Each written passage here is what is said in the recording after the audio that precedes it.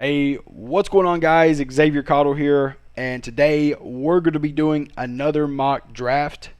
I'm going to call this my 1.1 because a lot of my picks will stay the same. I'm just going to be kind of changing them up based on where teams ended up being seated in the draft, and just a few other minor changes, like maybe to the Falcons. I think I'm going to draft a quarterback this time instead of Patrick Surtain at 4. I saw a few people in the comments kind of coming at me after that one. And after thinking about it, yeah, I can kind of see that. Drafting corner top 10, a lot of people don't like doing that. I just think Surtain is a surefire pick, and they had a lot of issues in their secondary this year. But hey, I digress. They do need a quarterback, so I think that's where I'm going to go. But before we get into this video, though, if you do not mind to pause this video and subscribe to my channel, over 90% of the people that watch my videos do not subscribe.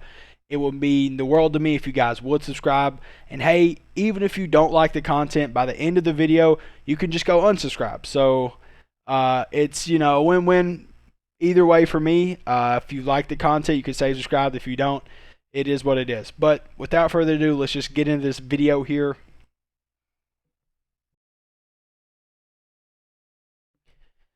First pick, definitely going to take Trevor Lawrence. Trevor Lawrence is a generational prospect, in my opinion. I don't like saying guaranteed. I don't like to say 100%. But in my opinion, he would be a 99.9%. So Trevor Lawrence, number one. Urban Meyer going to be down there. It's going to be a big shakeup in Jacksonville. It's going to be interesting to see how they fare in the AFC South next year against a pretty loaded division already. Number two, the Jets. Yeah, I think this is where Justin Fields goes. A lot of draft boards are putting Zach Wilson above Fields. I don't want to say that's ridiculous. And they did it after the national championship game where they played Alabama. And if you don't know that Alabama is like the best team every year, especially this year, then you kind of just live under a rock. Alabama, Nick Saban, they just kind of rock the college football world year after year after year. So to say that Justin Fields deserves to move under Zach Wilson after that game, it's pretty ridiculous in my opinion. I think Justin Fields is going to be our number 2 pick to the Jets. Salah will want his own guy. He's not going to stick with Darnold. And I think Darnold's going to get shipped somewhere. Maybe the Colts, maybe the Patriots, maybe the Steelers. We'll see there. But I think he is the number 2 pick. I think he's worthy of it. I think his mobility definitely makes him an X factor as a two-way player, run and pass. So it's going to be interesting to see how the Jets and how Salah uses him in New York. Number 3. Yeah, this is going to be where I think Devontae Smith goes. I think Devontae Smith has kind of just positioned himself as the number 1 receiver prospect in the draft. I think Jamar Chase and Jalen Waddle are kind of on the same level, in my opinion. I would actually give the edge to Waddle rather than I would Chase. But he did get injured, so other teams might look at that and be kind of cautious of drafting Jalen Waddle. But I still think Jalen Waddle is just a cut above Jamar Chase when fully healthy. So we'll see how teams draft that. But on this pick, they're not going to be taking a receiver. I think this is where Zach Wilson will go. I think the Falcons are going to ultimately take a quarterback. I think a quarterback is definitely due for them. I think that they're not going to be drafting top 5 again for a while. Matt Ryan's definitely on his way out of the door. He's got 1 foot out of it already. I think taking Zach Wilson in this position, a guy that has decent mobility, some of the best pocket awareness we've seen come out of the draft in some odd years, and can make throws on the run, leaning, under pressure, can play off script. Zach Wilson is, I'm not going to say the full package, but he's a very, very, very complete package. So I like Zach Wilson a lot. I think a lot of people are kind of asleep on him for some reason. You can't show me one bad game. Really, you can't show me a game where he played poorly, and because of him, his receivers did him no justice at BYU. So I think Zach Wilson in the NFL will make a splash, and it's going to be interesting to see if the Falcons will take him at number 4. Number 5, and I think this is a no-brainer. I think Penei Sewell, if he's on the board at number 5, he definitely goes. because the Bengals had the worst time ever trying to protect Joe Burrow this year. It was really it was ugly at times, especially against the Steelers, especially against the Ravens, two teams who will bring blitzes, two teams who will cause pressure with just their base rush. So I watched this man run for his life on more than one occasion, playing them two teams. Anytime teams were blitz heavy, they were getting just kind of bombarded. Joe Burrow ultimately ended up getting injured because of a blitz. So, they have to protect him no matter what. And if they can get Penei Sewell, they would be more than ecstatic to draft him. Number 6. Now, this is an interesting pick because there's really multiple directions you can go with this pick.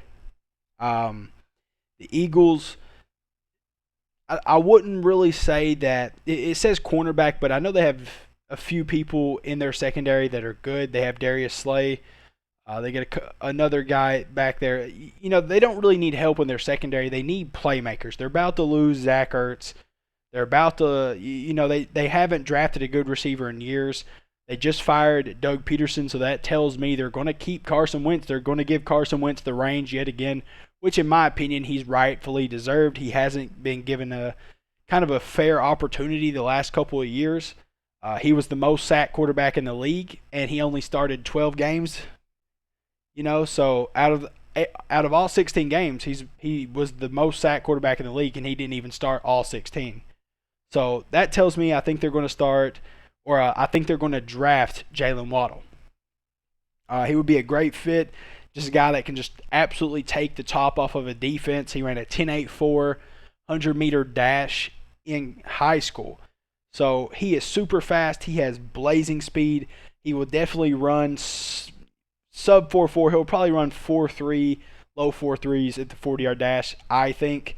And it's going to be really interesting to see him and Carson Wentz on the same field together. Number 7. Yeah, this is another no-brainer. They're losing Kenny Golladay. Marvin Jones can't do it himself, so I think this is where Ja'Marr Chase goes.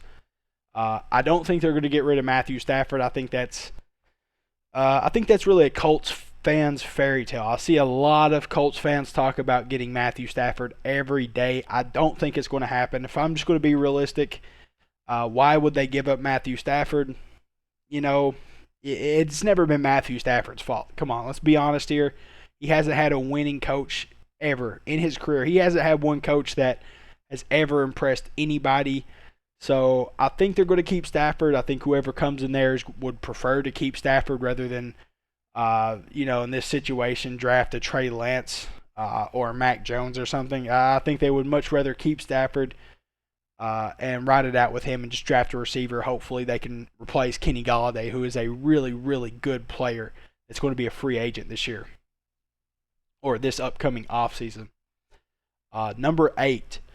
Now, this is yet again another interesting one. Its team need says linebacker, cornerback, offensive tackle. Well, I know they have Taylor Moton at right tackle, so I'm assuming that's talking about left tackle then. I still don't think that their offensive line is a big need. They really didn't have many issues this year there. They have a great defensive line. They have a great strong safety in Jeremy Chinn who rolls down, Derek Brown, Gross Matos, and Brian Burns that makes up that defensive line. So I don't think they have many issues there. The biggest issue I saw from them this year was definitely in their secondary. You could argue their linebacking core hasn't been the same since Luke Kuechly's left as well, so that's another big issue. So maybe this is where Micah Parsons goes, or maybe this is where Patrick Surtain goes. That would be my 2 picks here. And right now I'm kind of mulling over which one I want to take with this pick. Because, they need a little help in the secondary, but I feel like their linebacker core, their front 7, if they had a Derek Brown, Gross Matos, Brian Burns, Jeremy Chinn rolling down into the box, and then Micah Parsons as well, that would be a nasty 5 people in that box. So I think that's where I'm going to go. I think I'm going to go Micah Parsons here. I could be wrong about that. They could draft Patrick Surtain, but a lot of teams are really reluctant to draft corners in the top 10. And that's just a rule of thumb because corners are so hit or miss in this league. Now, in my opinion, I think Patrick Surtain, like Trevor Lawrence, is a 99.9 guy. He's that caliber of corner. He is the full package. Excellent man coverage, excellent press coverage, excellent in zone, very smart guy, does his homework. I love Patrick Surtain. He's one of my favorite players in the draft. It's just, will they take Patrick Surtain top 10? That's debatable. That's the only reason I'm not taking him there, and I'm going to draft Micah Parsons, who I think will be electric in this Matt Rhule defense for the Panthers. Number 9, the Broncos. Now, this is another interesting one because Von Miller, from what I know, is going to be a free agent. Do I think he's going to stay a free agent? No. And do I think he's going to sign with another team? I really don't think so. I think this Broncos squad has tons of potential. Von Miller's already a Super Bowl winner and a Super Bowl MVP. He has nothing to prove. He's one of the best edge rushers ever. He is a Hall of Fame guy. Give him his jacket. Once he retires, he will get a jacket, undoubtedly. So I think he re-signs and stays with his team. I think that's a no-brainer. And, as funny as it is, what I'm about to tell you guys, I'll just preach that teams won't take a corner in the top 10, but I'm actually going to change that tune. I think this is where Patrick Surtain goes. I think the Broncos in this situation need a corner. That's undoubtedly their number one need right now. They don't need offensive line. They got a Graham Glasgow. They got a Bortles, or not a Bortles. I'm sorry. They got a Graham Glasgow, and they got a left tackle, Garrett Bowles. Why'd I call him Bortles? Anyways, that's their undeniable need is corner. I think corner is their number one need by a long shot. With the Panthers, they have multiple directions they could go, so I think they would take the safer pick in Micah Parsons, and I think the Broncos at number 9 would opt more to gamble since they need a corner so badly. But yeah, number 10 here, Cowboys. This is going to be another interesting one. I don't think they need tackle. When I look at the team needs, I know teams' personnel, just give you a heads up. It's not like I'm looking at their team needs and drafting based on that. I know their personnel.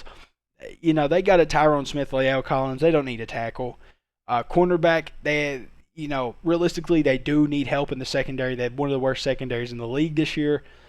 In my opinion, their most number one need is interior defensive line. They were getting beat up every game on the inside. Now on the outside, Aldon Smith, Lawrence as well. They have good guys on the edges. It's just on the interior, man, they were just getting thrown around like ragdolls, especially against the Browns. If you go watch that Browns versus Cowboys, watch it on Game Pass, watch that film, they got absolutely manhandled play after play. The Cowboys' interior defensive line is soft. So that's a big issue they need. But with this pick, we're looking at best available. They're not going to go. I don't think they're going to go Caleb Farley in this situation. That's just me. I honestly think they may trade this pick. If the Colts wanted to move up and maybe get Trey Lance or something, a team like that. Maybe Washington wanted to move up and get Trey Lance. A team looking for a quarterback, this could be a trade pick. But if we're going to go based off best available, they haven't had a good tight end since Jason Witten. And you can imagine CeeDee Lamb, Amari Cooper, and Kyle Pitts on the same field with a very, very good quarterback in Dak Prescott. That would be an excellent team. Plus their offensive line would be back to healthy with the Zach Martin, Tyron Smith, La'el Collins, the healthy Zeke. It would be really, really fun to watch this Cowboys offense in 2021 if everyone gets healthy and they were able to draft Kyle Pitts at number 10.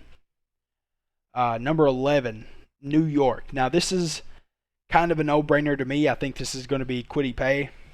And the reason I say it's going to be Kwity Paye is mostly because Kyle Fackrell is their number one outside linebacker edge rusher, guy that rolls down. And that's kind of an issue because they're getting rid of Tomlinson. They're going to probably knock Lawrence down to the nose tackle. They're going to have Leonard Williams. But they need someone else to rush the passer. Leonard Williams can't do it all himself. And if you add Kwity Paye to this defense, this New York defense is going to be dangerous. It's going to be really good. They got a true number one. They got a true number one corner. They got a slot corner in Logan Ryan. They got a good linebacker core. Blake Martinez came from Green Bay the year before, and this year balled out in this New York defense. So New York's got a lot of weapons. They got a lot of people on defense that make plays, and they're going to be an interesting defense to watch for the next 2-3 years for sure. But number 12 here, San Francisco. This is another interesting one. Richard Sherman, obviously, not the guy. Well, San Francisco's just had issues in their secondary all season. That may be as a result because they haven't had as good of a pass rush because of all the injuries to the front seven. Secondary can only be so good, but whenever your front seven is just deprived of talent because of one, injuries, or two, just personnel issues, your secondary is going to play bad. They have to cover too much. They get tired. That's just what's going to happen. But right here, number 12, this is a really interesting pick. I don't know what they're going to do. Are they going to ride it out with Garoppolo? We've heard a lot of people say they will. We've even heard their own head coach say that he expresses that he wants to ride it out with Garoppolo. He believes in Garoppolo. That being Kyle Shanahan, who I think is the best coach in the league. And do you pull the trigger on a Trey Lance in this situation? Number 12, how big of an upgrade is Trey Lance compared to Jimmy Garoppolo? And that's a big, that's the number one question. Is Trey Lance a just huge upgrade compared to Garoppolo? And I don't think he is. I think Trey Lance is a quality quarterback, and I think he can be better than Garoppolo, but this San Francisco team is primed and ready. They're ready for a Super Bowl run yet again. Keeping Garoppolo, you've already been there once with him. Why change it up? And when everyone's healthy next year, I think if you drafted Caleb Farley, he would come in and make an immediate impact on this defense instead of drafting Trey Lance, who is just going to, I'm not going to say slow your team down, but he's going to have to get acclimated for a year, and we don't know if he can make it to a Super Bowl. We already know that a guy like Garoppolo can. We just don't know if Trey Lance can. And that's my biggest question mark in that scenario. But number 13, Chargers. I think this is a no-brainer. I'm seeing a lot of growing interest in Samuel Cosmi. That's the biggest name right now from what I've seen. A guy named Zach Hicks I follow on Twitter. He does the Stampede Blue Colts podcast. He does a podcast for the Colts. I listened to it a couple of times. Very, very smart guy. Watches a lot of film on college prospects. And he seems to love Samuel Cosmi. And I've seen a little bit of film on him too, and I really do like him as well. So I guess I'm going to start drafting him earlier from now on. He compared him to Bakhtiari, and that's a really, really, really strong comparison. If you're a guy coming out of college getting compared to Bakhtiari, who is, I'm not going to say undoubtedly the best left tackle in the league, but definitely arguably the best left tackle in the league, you're doing something right, especially coming from the mouth of Zach Hicks, who I consider a very, very smart football mind. So I'm going to draft him number 13 there. Chargers definitely need help on that offensive line, and I think bringing a Samuel Cosmi onto that team is definitely going to help Justin Herbert's life. Number 14.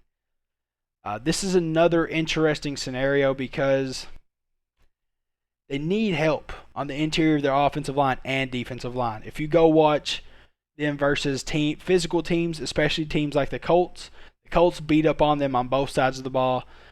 Defense and offensive line. The Colts' defense and offensive line just dominated the whole game. And now you might say, well, the Colts are going to do that to most of the teams, and you're true, and you're right about that. But they completely dominated this team. I mean, just absolutely decimated them play after play. They were just more physical. They were meaner. The Colts just looked like they wanted it more. In reality, this Vikings team has personnel issues on the interiors of their lines. So what do you do? Who do you draft here if you are the Vikings? That's the big question. Who do you draft here?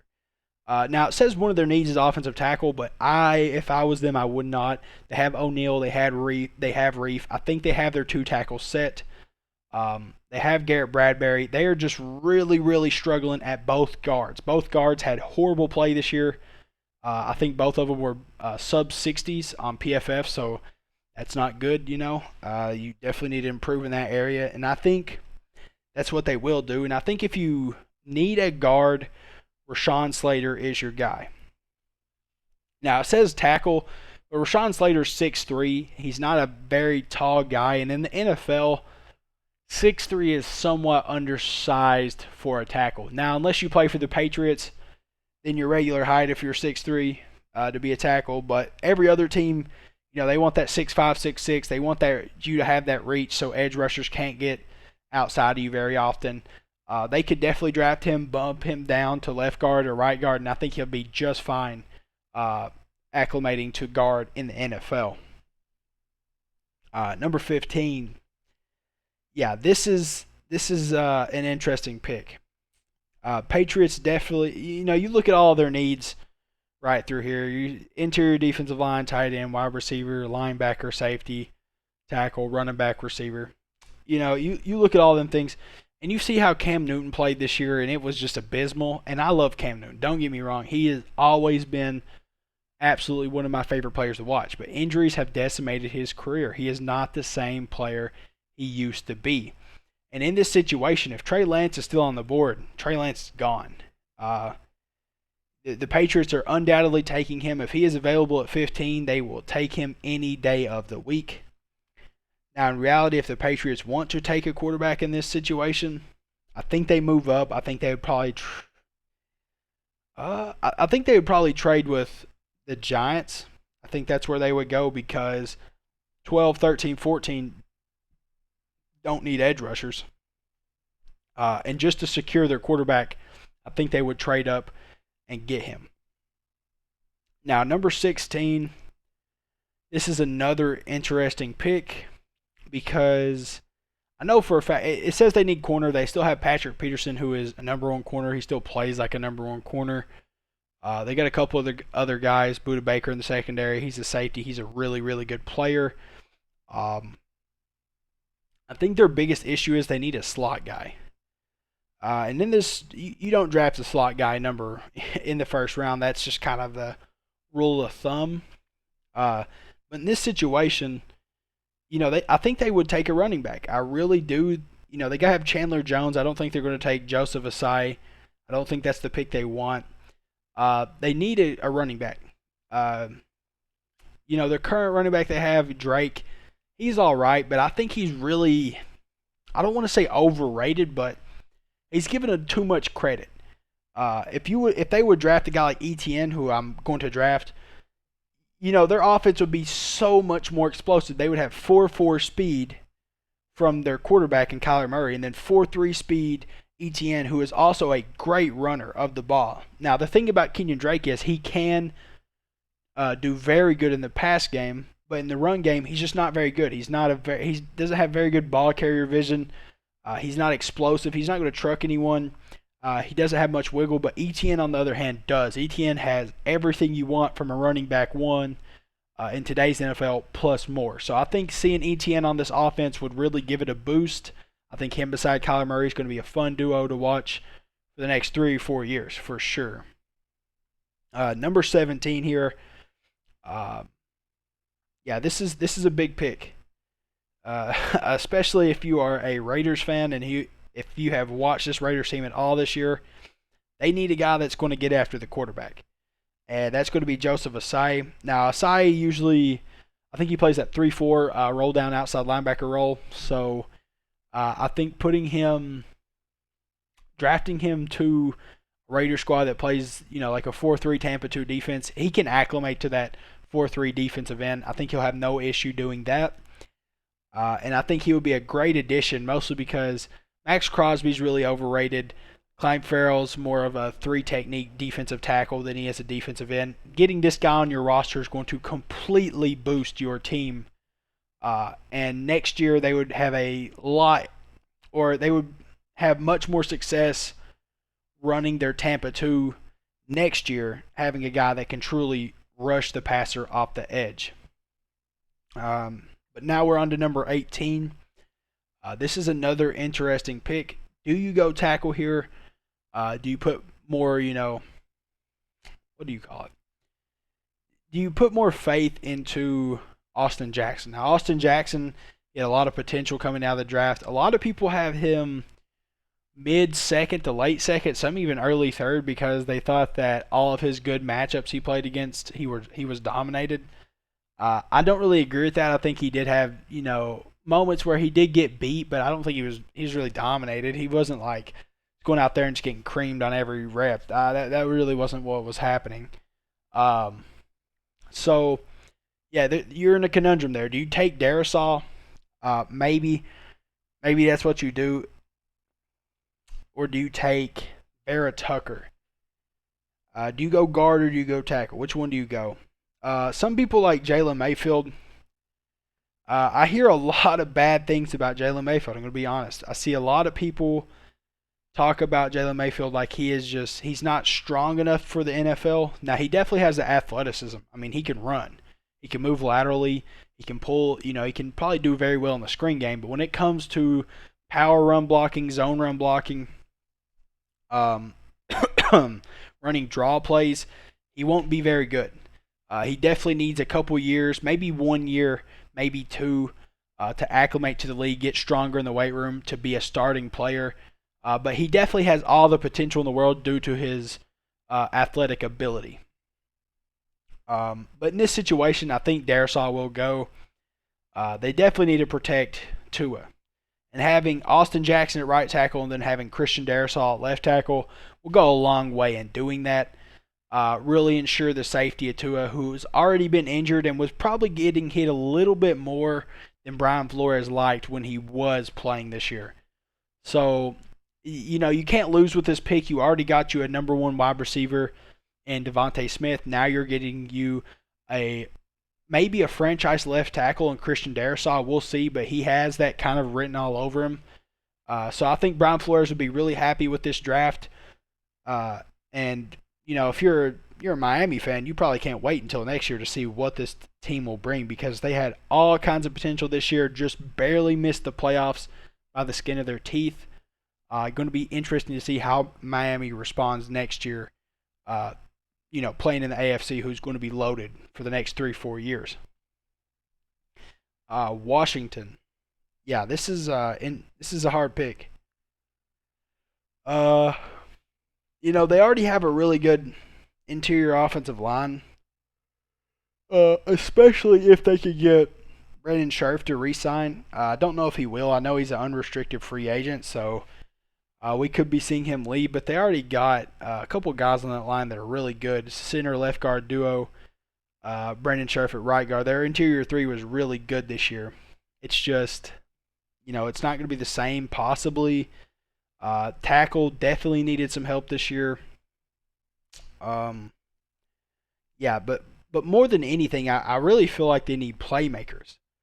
I think that's their biggest issue. I think Antonio Gibson did a great job. I think Scary Terry McLaurin, he's a really good player. But I think they need another guy on that offense that's a threat. And if you drafted Rashad Bateman in this position, I think he'd be that guy. I think you put him on the other boundary beside Terry McLaurin, and you got your really good wide receiver duo there for whoever you do get to come in and play quarterback for you. Number 20. Yeah, this is another team that needs quarterback. But one is, in my opinion, not available currently. So what do you do in here? You draft somebody that's going to protect your quarterback. That's been the Bears' biggest issue, in my opinion. They're going to have, what is his name? Quarterback for the Bears, Mitch Trubisky. I think they're going to have him for another year. And he was getting pressured left and right this year. So was Nick Foles when he was asked to come in. Their offensive line was just really, really poor this year. So I think in this position, they do take an offensive lineman. They get somebody in there that's going to protect their quarterback. Get that offense to run a little bit more smoothly, because that was the biggest issue this year, is that, they just never had any rhythm together as a as a team on offense. It's just so much pressure. The run game never worked because of all the penetration that the defensive lines would get against them. I think drafting Elijah Vera Tucker would really help with that and steer them in the right path for next year. Number 21, the Colts. Now, this is a really hard pick. It really is. They need quarterback. That's undoubtedly their number one need. I don't think Phillip Rivers is that guy. Just my opinion. I'm a Colts fan. I watched him all season. I just don't think he's that guy. So in this scenario, where do they go? Well, you got a couple options. They definitely need a corner. J.C. Horn is available. I don't think it says team needs receiver. Keep in mind, I'm a Colts fan. I know the personnel. They don't need a receiver. We don't. We got Pittman. We got Paris Campbell. Hilton may be back, and Zach Pascal, who is really quality this year as well. So I don't think a receiver would be I don't think drafting a receiver in this position would be the move. So with that being said, I think our biggest issue this year was edge rusher. Justin Houston did cause like 12 sacks, but he played a very limited role. We couldn't have him on the field at all times. But if Gregory Rousseau is available at 21, which I don't predict him to be, I think a lot of people are, crashing this guy on their boards. I don't know why. I think Rousseau is definitely a top 20 pick. I drafted Osai at 17 there, kind of forgetting about Rousseau in my opinion. Usually he's up higher there, but if Gregory Rousseau is available for the Colts at 21, I think they jump on him. He is a perfect 4-3 defensive end, and they run a lot of Tampa too, so he would be really, really beneficial to that Colts defense.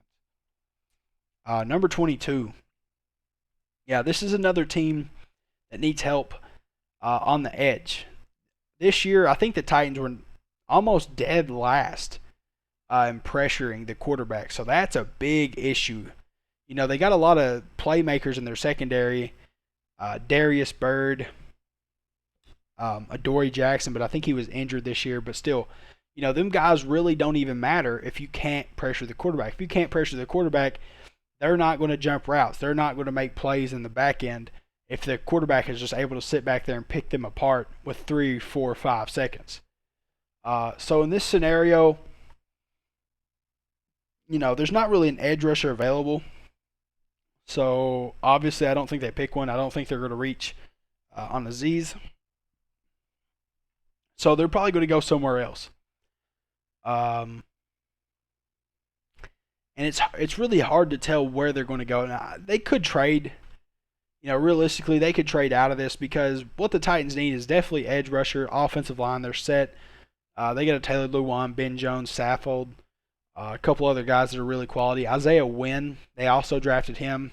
They held him out. I think he'll start this year. They got a pretty decent tight end core there. So yeah, I think where they could go right here is linebacker, possibly. I know they have Brown at linebacker. They have a good middle linebacker.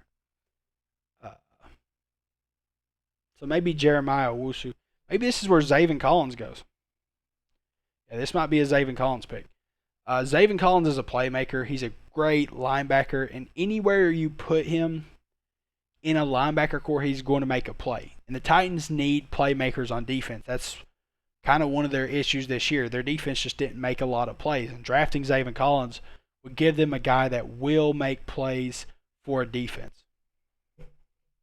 Number 23, the Jets. They've already drafted their quarterback.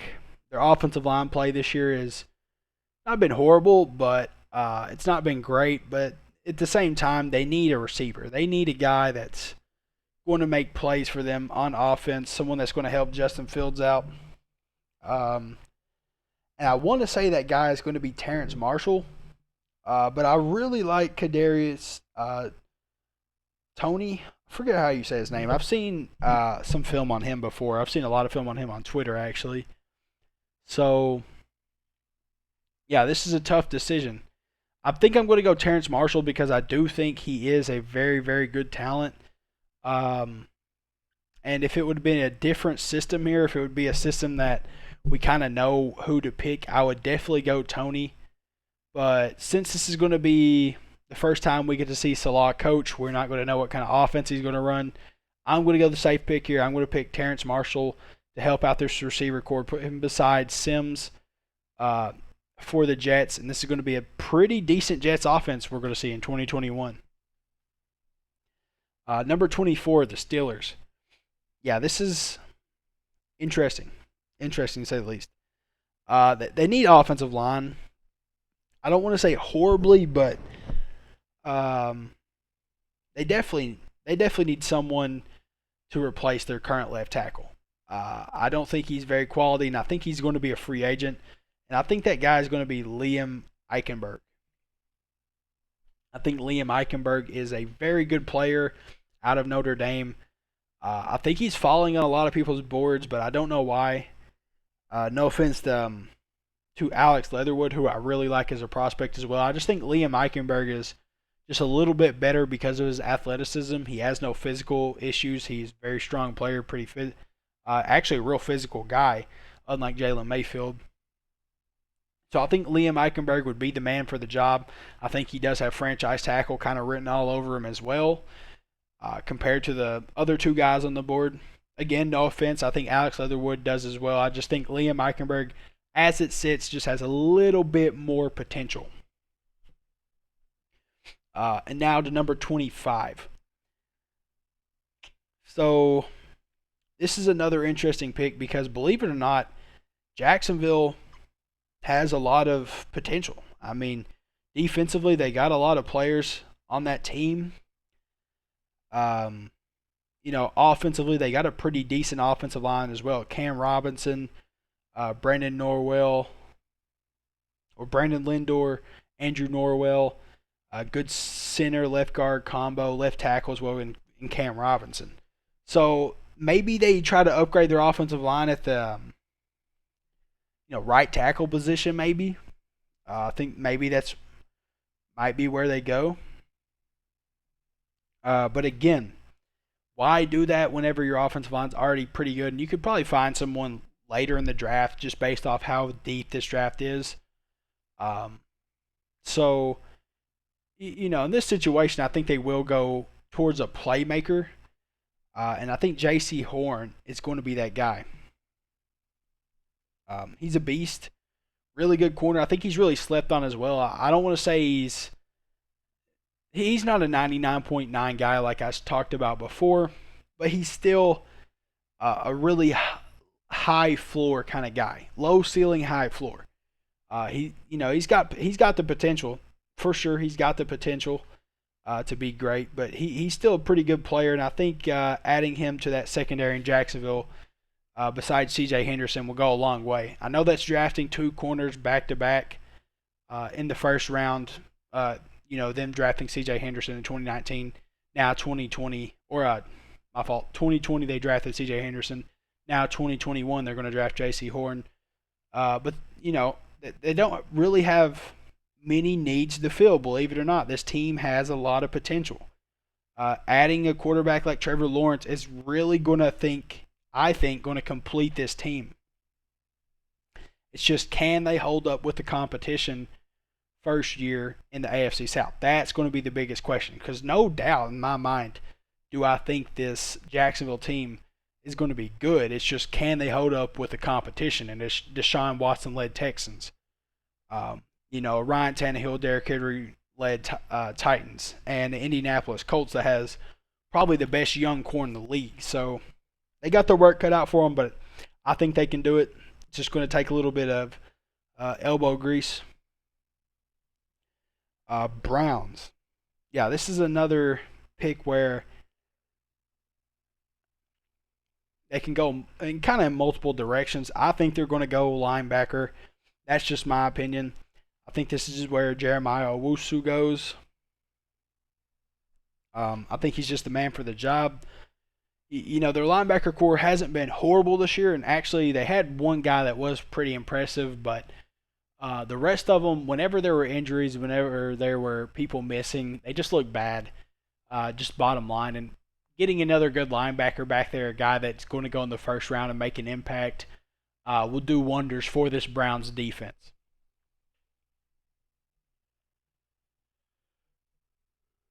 Number 27. Yeah, I think this is going to be offensive line. Just depends on where you want to go with it. Because they don't need a tackle. They got two good tackles. I think they go guard in this situation. If they're going to go guard, they need to go Wyatt Davis. Now, it looks like he's reaching here, but it looks like I'm reaching. I think Wyatt Davis can easily be a first round pick. It's just not until the last month or so he just kind of dropped it down to 39. I don't agree with that. I guess he did play kind of poorly the last two games, but it is what it is. I think Wyatt Davis is a good prospect. I think he's a 310, 315 pound guard that's 6'5", 6'6". He's huge frame, huge guy. I think he's got all the potential in the world, and I think Baltimore Ravens would be more than happy with drafting him at number 27. Number 28. Yeah, they need. I mean, I'm going to be honest with you. Saints need a quarterback. Now, the question is, does Jameis Winston get a shot there? Does he get a shot to lead this team? Now, my gut tells me no. I don't think they're going to do that. But I could be wrong. I could be completely wrong about this. But I'm going to go on. I'm going to go out on a limb and say Deshaun Watson, or not Deshaun Watson. I'm sorry. Jameis Winston does get his shot. And so where do they go if Jameis Winston gets a shot? Well, I think they can get a guy to put beside Demario Davis. Nick Bolton. Nick Bolton, again, is a great playmaking linebacker. And I think it would be really fun watching him and Demario Davis work side by side in a Sean Payton coach defense. Number 29, Bucks. This is another interesting pick.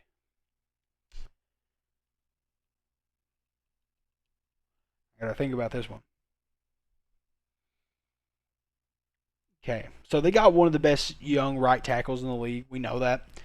Probably the best right tackle drafted. Definitely the number one rookie offensive lineman.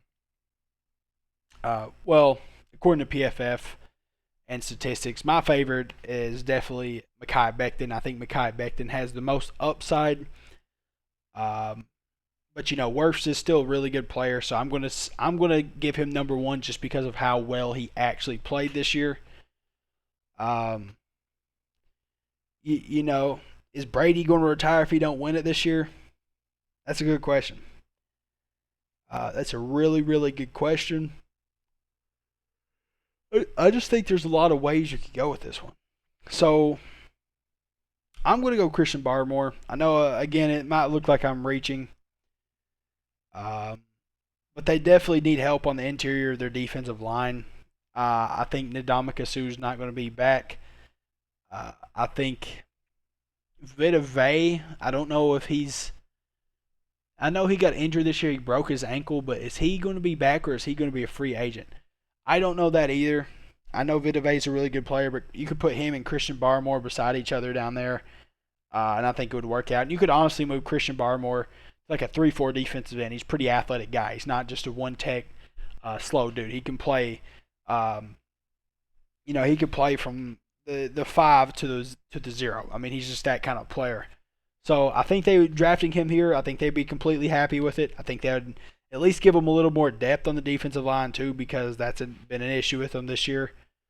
And yeah, again, I think Christian Barmore would be just fine drafting at number 29. I didn't mean for that to rhyme either. Number 30, Bills. Yeah, this is.